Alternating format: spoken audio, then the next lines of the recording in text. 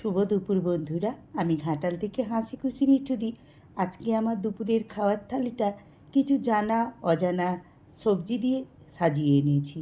তো প্রথমেই দেখো আমি ভাত নিয়ে নিয়েছি। কেন বললাম জানা অজানা?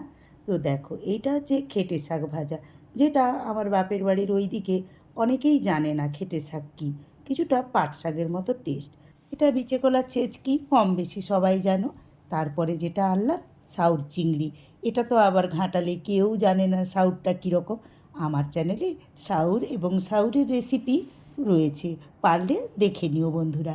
এইটা করেছি শোল মাছের ধোকা, ছোট্ট ছোট্ট করে মাংসের মতো কেটে আলু দিয়ে কষা মাংসের মতো করেছি।